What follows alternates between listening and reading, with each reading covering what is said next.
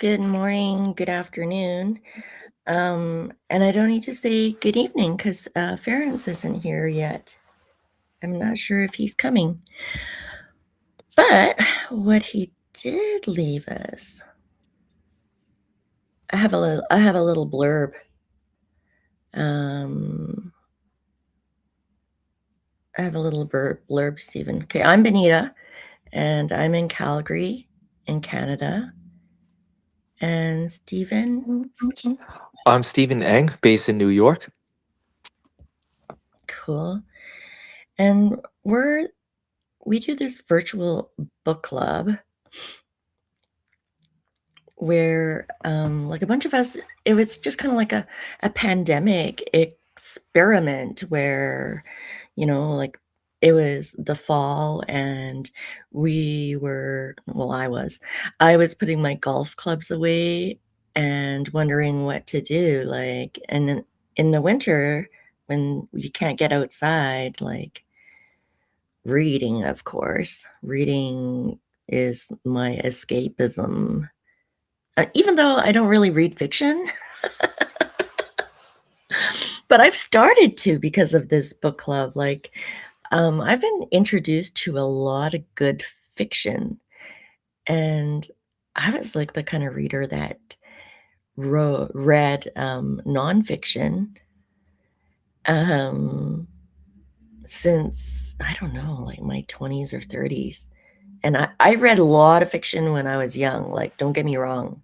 As a teenager, I would much prefer sitting by myself and reading than going outside. How about you, Stephen? Oh man, so I'd actually read a mix of different genres because I like to expose myself to like different topics and points of view, especially since I work in a library.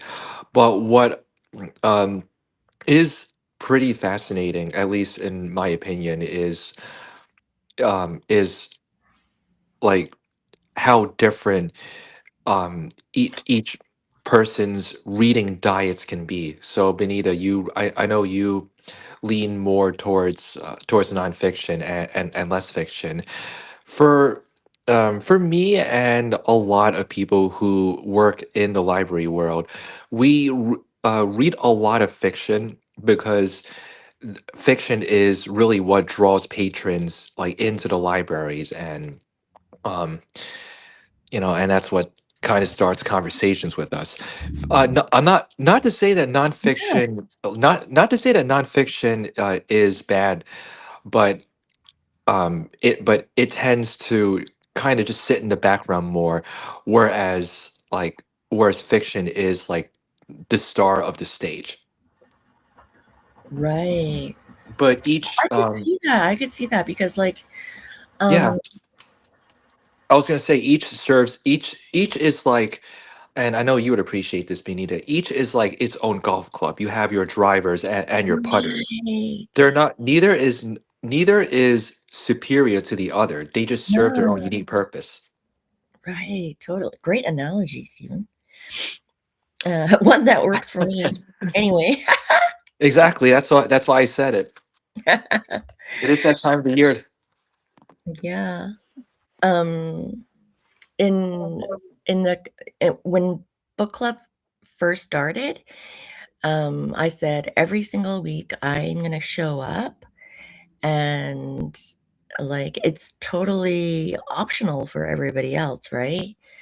But I said if I were to show up, like it was on Zoom, of course, like in a closed room, but if I'm gonna show up by myself, then I have to do like public speaking.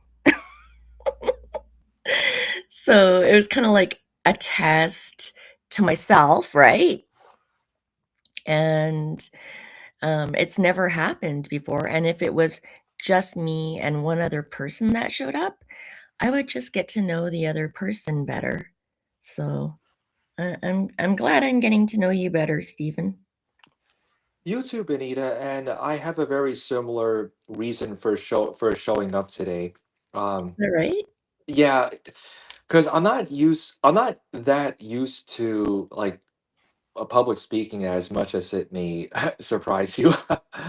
And uh, uh, and I also didn't want you to feel alone just from like um just from being the only person here. So so Thank you. no, oh, you're welcome. I uh, I kind of just saw this as an opportunity to like to put myself out there and give myself a little bit more practice just speaking on live shows um when I'm forced to do it, if that makes sense, Yeah. because if it's Um, because in especially in a more like intimate like one-on-one setting like this yes, in y- if that makes sense. totally. Because what could be less intimidating than a book club? Yeah, right. And then, um, the more you do it, the better you get. It just comes from practice. And I mean, that's a goal of mine, right? Is to just feel comfortable with it. I don't have to be good at it, you know? I don't have to be like this master class or master of ceremonies type deal. I just need to be comfortable with it. I think if you go in with that goal, then it becomes a lot better and you earn a skill from it. So I'm glad. For sure, just like the protagonist in the book that we just finished reading Yes. got really good at selling music Right. on the streets. Yeah. So we're reading Born a Crime. I keep on saying Trevor. Oh, you're speaking New York English now, dropping the R's. Right. But his mom kind of calls him Trevor, Yep, in their local dialect of English, but carry right? on. Yeah, exactly. And so I keep on saying it. This was a nonfiction, of course, based on Trevor Noah's childhood and how it was growing up in South Africa, like just outside Cape Town, right? Was it just right outside Cape Town, or am I getting it wrong? Because this was one of those books, Stephen, where I read it before we met. Like I finished it. Re- Oh, yeah, that's right. Yeah, you have the general vicinity correct. Like well, Cape Town was like this was the city proper, but he made some references to some of the surrounding areas. Okay. Yep. Well, not that I know. Well, not that I know like the geography of South Africa that well. No, me neither. But I've always wanted to go, and see Table Mountain and the Horn of Africa, where like ships would that were a lot of trade routes, right? Hmm. Yeah, Okay, what mood did this book leave you with? that's a good question. It it left me feeling curious throughout each chapter. Like I can't because I went into it with a very open mind. I didn't have really any expectations how of how it would end, and that was because I didn't really know much about the apartheid, like the inner workings of it, like prior to reading the book, and and that was what I wanted to get um, out of reading it was just really experiencing it from the point of view of someone who grew up during it. What about you? Yeah, totally. I mean, I was alive when Nelson Mandela was freed from the prison, and then like to the public or to someone like us, like across the world, hearing about it as a teenager or a tweenie, it was like, oh wow, cool. But I mean, we didn't really know what it meant. We didn't live in it. We didn't fight it. We didn't hear about it every day. You know what I mean? No, for sure. Uh, So learning from Trevor in his book, which is like, I mean, can you call it a memoir or yes. yes? Okay. Like reading it from his point of view, his lenses, his eyes, it was like I was learning about this topic that I had heard of but knew nothing of. So I felt pretty privileged. Yeah, he has his way of tapping into that and just making you making you examine that more, because it's what it reminds me of is well, because he and I are not are pretty close in age, so just listening to him narrate everything in the Audible version was like um was like listening to someone of my age, like trying to give a history lesson to other people my age, like using analogies and lingo that they can understand, instead of just like um instead of just lecturing and lecturing and lecturing and reading um like textbooks. Right. That at least that was at least that was at least that was the vibe that I got from his narration. Yeah, no, I ended it. I just like read right through it. Like I didn't stop almost. It was like a one weekend or something. And I didn't even want it to end. I could have easily listened to yeah, him for another 6 hours. exactly. Like when do you find a book like that? When you hear his voice, you can easily visualize like his comedic routines, but Yes, you're still learning a lot. exactly. Yeah, no, that's like edutainment in Thank the you. I could not think of the think of the word for a moment.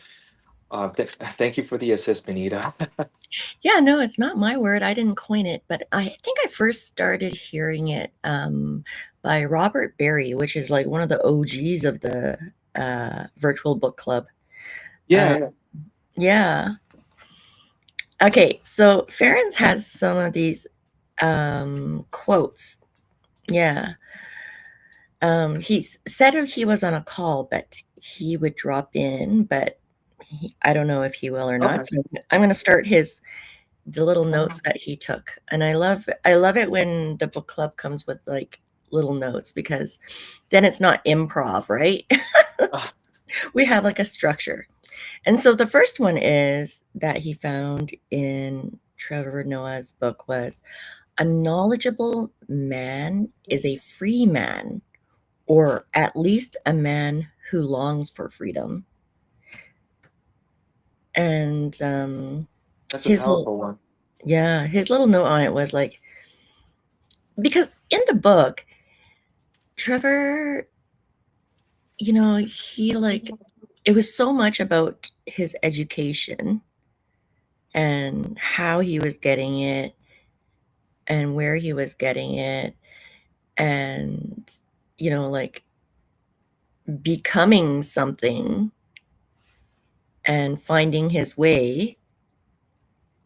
Um, and it's like that's just in my words. Um, the way that he explains it doesn't sound like that, does it? But this quote, "A knowledgeable man is a free man, or at least a man who longs for freedom," on systematically destroying the education system. So, like, um, I guess, like, in an apartheid world, you need to, in order to like indoctrinate people, you need to destroy the education system first, right? I would think. You would have to find a way to manipulate it in your favor. Yes. Yes. And so even the thought of freedom is like the ultimate win. Yeah. That you would even have the knowledge to think that. Like, I guess he's saying like it's such a, I hate to use this generalization and this wording, but like a first world problem or a first world thought. Like the way that he grew up, or the way that his mother grew up. I mean, she didn't even get to think that, really. It was all about surviving. No, that's a good point. Like his his mother's duty was um was to raise him. So it's like, so I can only imagine that it would have been difficult for her um to have to juggle both that and thinking about other pursuits, like finding time to like read books and educate yourself about the world around you, and then think, is there any way to free ourselves from this? Is there any upward mobility? But I which is why I give him a ton of credit for even having the desire to read the way he did back then. Like, read anything he can get his hands on, because I imagine that that reading played a pivotal role in in shaping his whereabouts and um what comes to the forefront of his mind. Like, at what point would it even occur to you to start, like, to think about freeing yourself? So when he writes that line, um I think what he wants us to also think about is the fact that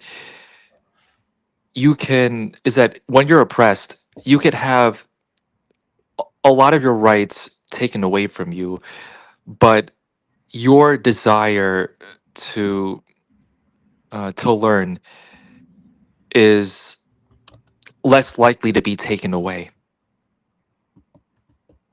Mm, okay, yeah. We just went, welcome, Ference. We just did the first quote. A knowledgeable man is a. Woo! Is a free man. Hey, parents. Nice one, Hey, Dave. At get least. better, Benita, and bless you. And Stephen, amazing thoughts. I just caught the second half of the thoughts in the last 2 minutes or so, but every Sure. single word I so much agree with.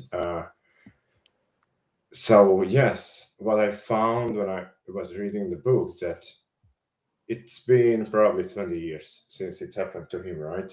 More or less. Right. But and I also live in a different continent, different country, and so on. But a lot of things that he said sounds familiar, right? So sadly, we see places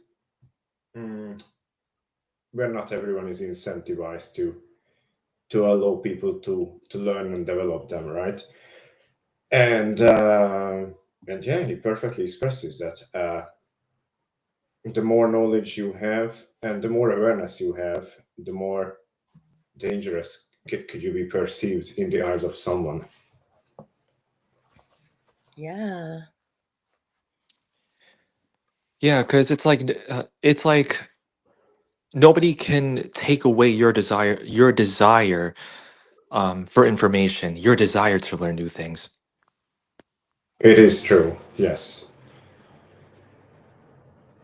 What a great quote. Do you remember like what story he was telling when that one where you found it? I don't have the exact page, but I think it was around where he was describing the education Oh, system. But I don't recall the exact chapter, sadly. oh no, that's okay. Yeah, like I was telling Stephen that I read it. I read this book so fast, like in that first weekend, that I can't even remember now. I didn't even read it. It was read to me by Trevor Noah himself. And maybe that added to how fun it was, like how and it was not like fun like it was a comedy, but it was a tragedy, well, like somebody's life told in a comedic way, which is like amazing how someone can do that. Okay, the next quote, and thank you so much, Ferenc, for coming up with these because I think we should do that in the future too. When we come across a line that we like really makes us sit and ponder. You want to live in a world where someone is good or bad, but that's not how people are. Yeah. Oh, yes. That's another amazing quote. We want to simplify everything because when you meet someone and work with someone or live with someone, right, you want to define them in a simple way because that's the easiest for your brain.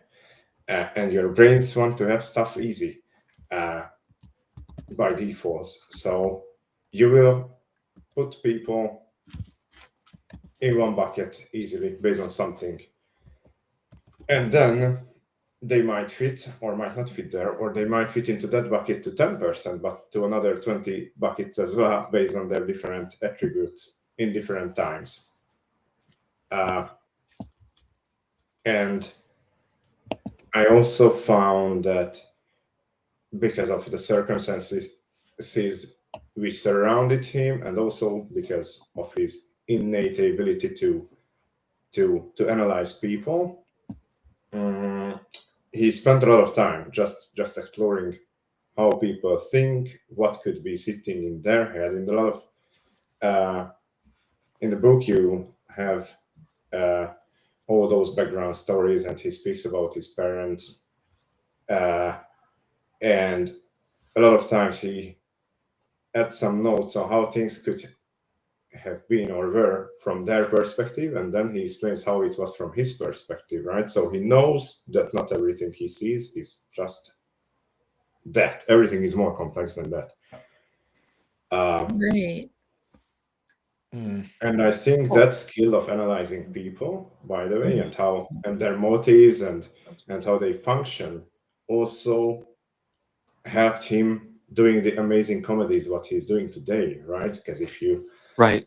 look at or listen to some of his shows, he's doing it with different nationalities, different type of people, and it's always spot on because he just has a really good grasp on getting the essence out of all those. Yeah. And it's purely like observational, right? He doesn't Yes. ever unlike me, like I always give too much context.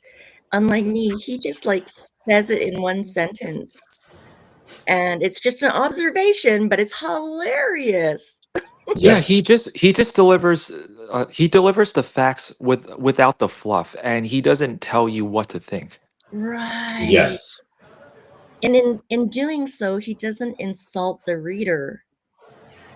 No, no, I think he does a really good job in Yeah. all of that. Yeah, props, Trevor. Yeah, in one of the later chapters, I can't remember which one exactly.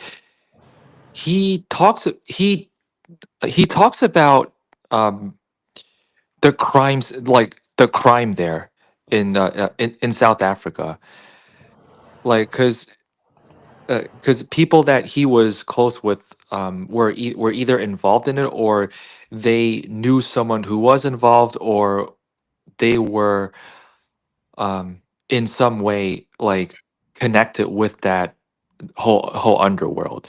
And when I say crime, I'm talking about his selling of the music on the streets, and then how he was busted by the police eventually.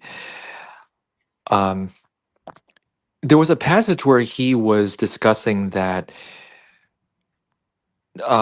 not all people who were involved were like were bad people. Right. I'm paraphrasing. Well, I'm just paraphrasing because it's No, been a I get while it. since I finished the book. But but I was reminded of this chapter just from um The quote. yeah, from the quote exactly. Yeah. It's not all black and white. No, it's not all black and white.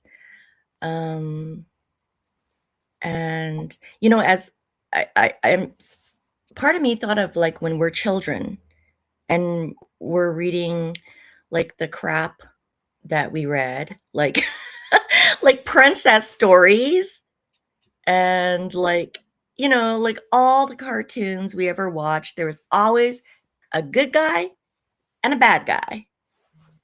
And I'm like starting to think, well, maybe that wasn't the stuff I should have been watching. Because part of that makes us as humans like that. We want to either say we like them or we don't like them. They're good or they're bad. And then just be done with it because our human minds are too lazy to handle more complexity than that. I guess. So, I don't know. Random thought. Yeah, so that's the one, people and how complex they are.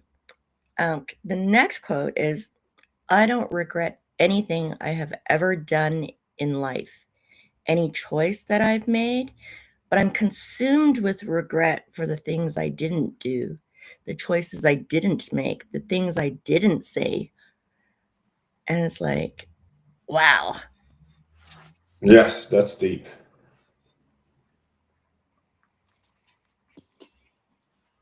Yep, it applies to all of us.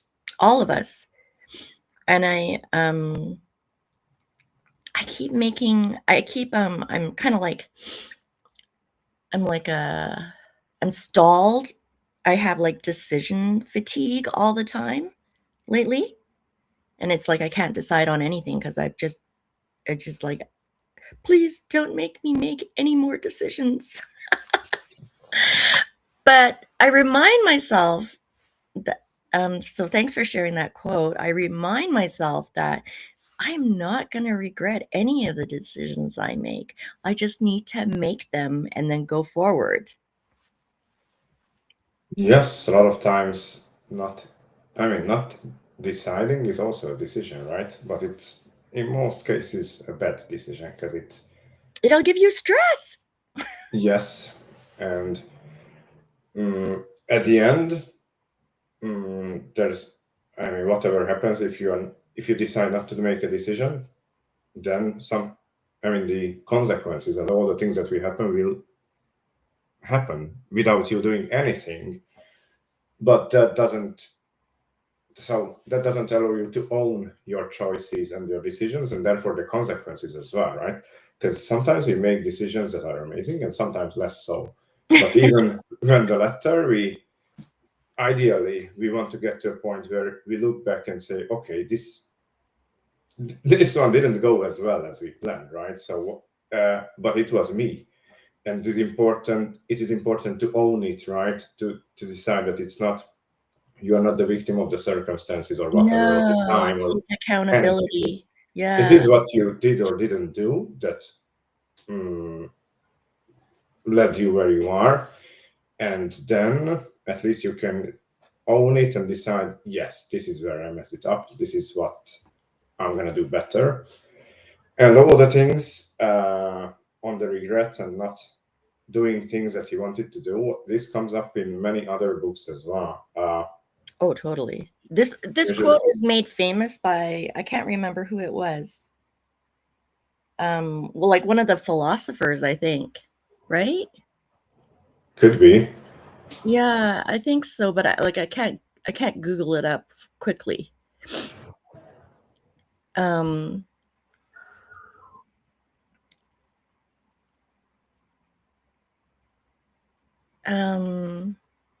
Sorry, like to expand on what you're saying, Ferenc, like how did it what stood out about that quote? To me, it's really taking the opportunities what you have and making decisions instead of waiting for miracles to happen. Yes. I mean, he's the kind of guy who could have sat and remained where he was, right? In the not amazing circumstances, just being sad. He could have spent the last 20 years in blaming everything that was around him, and he would have been 100% right. Right, he could have. None of us would say, no, you had an amazing start, so you have no reason to be where you are. No, we would say, yeah, that's understandable, right? Because a lot of people did. And it is understandable. But still, making choices, moving forward, looking for stuff, right? Helping himself when others didn't help him. I think it explains a lot of his attitude, and it also what brought him to success ultimately. Totally. He could have done nothing and we wouldn't know him now. Yeah. Yeah, and no he's one would blame him, right? Because the circumstances in which he grew up were far from ideal. Yeah, I know a ton of people that would just blame the world but never look at themselves. And I've been that person at times. It's easy, right? Yeah, it's so easy. Things are suboptimal, so sorry. Yeah. I give up. I give up. Yeah.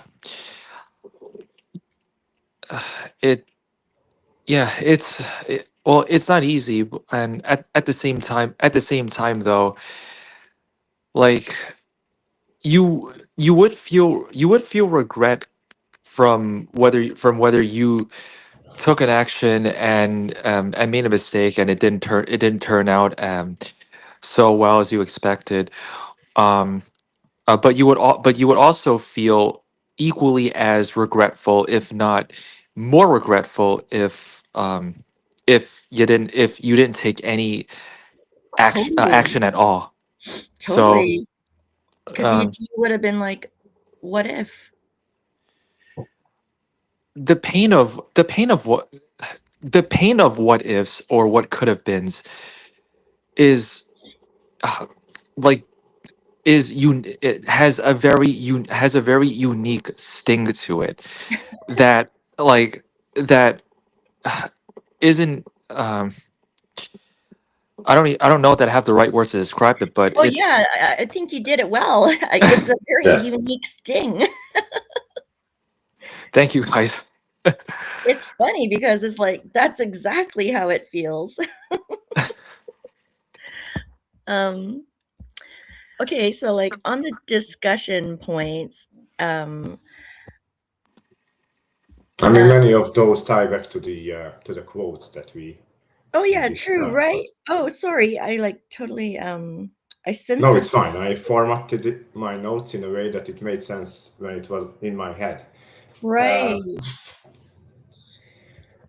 But in general, I think it's good because you have the quotes and then you have some points to rethink all the quotes, right? Because it's the same quote, even the same quote, if you read it today, would have Yes. a different meaning if you read it 10 years ago, right? And Yeah, it totally. hopefully That's will have a different meaning in 10 years' time as well. Oh, Because totally. you learn and you experience things and you get success and you fail, and all those things transform you. So the same message can land a somewhat different way. Yeah. Thank you so much for doing that. I think what we should do for like the next sessions are we come up with one quote. Like,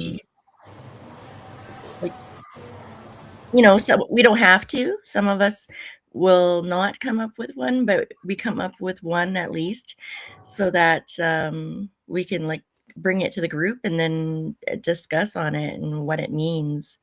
I think that would be a fun activity. It's kind of like, I know not fun for everybody because it reminds you of like in school when you did like reading and comprehension.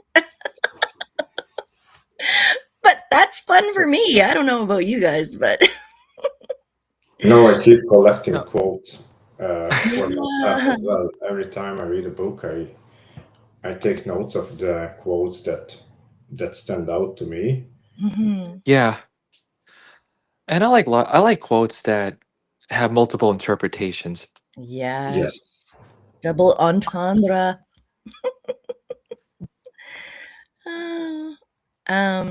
So I'm really excited about I keep on forgetting that we have the next book, and the next book is Lessons in Chemistry by Bonnie Garmis, and I have no idea how I ended up being the one to choose that one, except that multiple people recommended it to me. And so I thought the premise was, you know, like women in the 50s. I thought that was the premise. And that is the premise. But there's a lot of fluff around that I didn't really appreciate. So I'm glad that we're only having one virtual book club session in June, and it's on June 17th, and it's going to be around lessons in chemistry, and it's going to be really exciting because Bonnie Garmis, no, sorry, not Bonnie, they have the same initials, not Bonnie Garmis, the author, but Bonnie Goots, our friend from the virtual book club, a very new member is going to show up on June 17th. Fantastic. Yeah. And she's in France, so on Ference's time, now someone can feel his pains. But it's really quite light there right now, Ference. Yes, I mean, here, sunset now, I think is around 9 p.m. or so. Today, yeah, we will have sunset at 9:30. Oh, Which is amazing because whatever time you finish, you can still go out and enjoy everything that's around you, and that's the best. Yeah, let's get Ference out there. I'm that's lovely. into him and his family enjoying the rest of the sun. And it makes you feel so good. Like in the summer times when the days are longer, it just feels so much better than in the winters. I know you can be outside more and just do more stuff in general. Yeah. But I wanted to just remind everyone that after June, in July, is Choke Points by Edward Fishman. And you really want to get a head start on that one because it's a long one, but you don't have to read it from cover to cover. You just read the chapters that interest you, or you just skim. We're not a picky book club.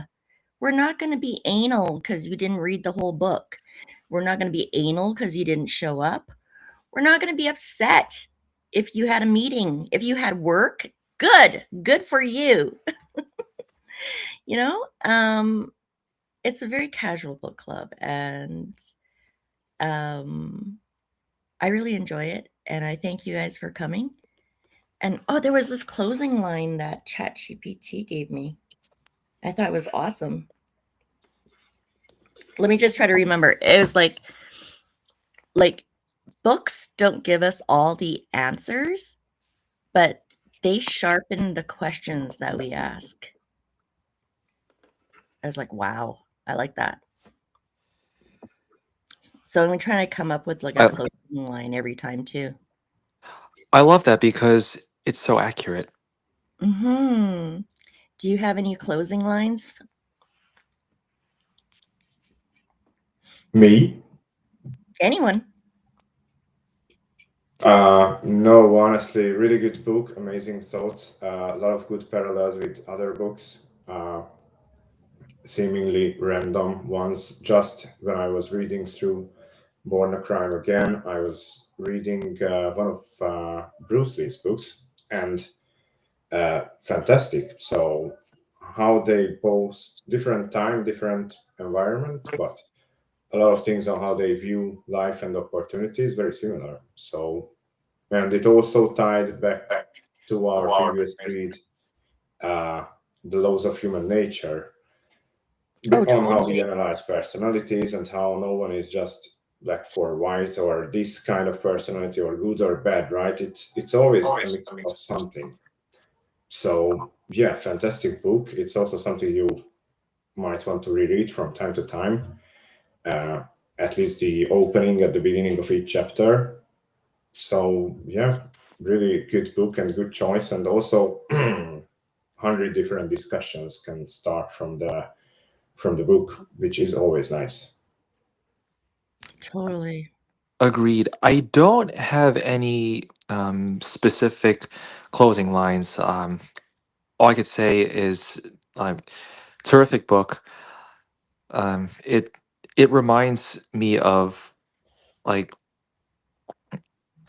of why of why like reading like historical memoirs is such a great way to learn about specific periods to um of history while also tying it back to um life lessons.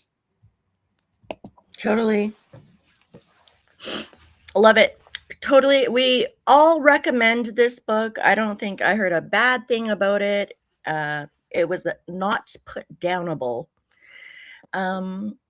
Thanks for coming, and we'll see you on June 17th. And in the meanwhile, I look forward to our banter in our group chat. Sounds good. All See right. you. Sounds like a plan. Enjoy the sun.